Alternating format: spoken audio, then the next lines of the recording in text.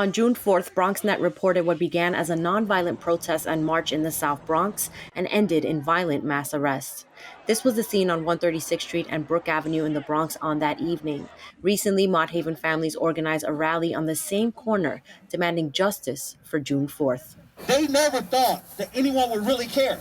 They thought we could just come in here and do whatever we want. You know why? Because, it's black and brown people, really. We do this all day, every day, anyway. Well, they're wrong.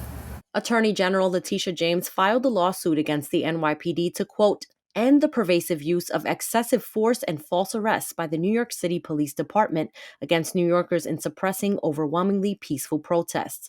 The lawsuit mentions the June 4th events here in the Bronx and sources information from an extensive report by Human Rights Watch. Our Human Rights Watch report found that the NYPD carried out a planned assault on a group of peaceful protesters that was unjustified and unprovoked. These people were exercising their First Amendment rights, and they were ironically protesting police brutality that has been going on in this community for decades. Among their demands for accountability, Mott Haven Families and supporters, including Assemblymember Amanda Septimo, called on other local representatives and the rest of the community to stand beside them. So one of the things that I'm here to do today is call on the community to ask our council members to call a hearing on what happened on June 4th so we can get answers on everything from the planning to the use of force to the lack of restraint that happened on June 4th. And so that's one way, but another way is making sure that we ask the 40th Precinct themselves to meet with the community, talk about the things that went wrong so that we can all learn from this experience and make sure that it just doesn't happen anymore, because we just can't live in a city where we allow abuse to happen to communities of color and look the other way.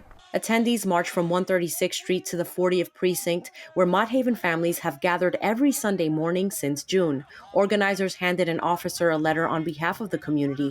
One of their hopes is to finally open a dialogue about what truly transpired on June 4th. Really, it's just outlining that we want these demands, and we really want to know who are the people who are involved in the planning of this. We want to know who the officers were who conducted themselves in executing this brutalization during that time. We want to know what the local politicians had to say about it. And then also, we really do want to defund the police. You can read that letter by searching at Mott Haven Families on social media.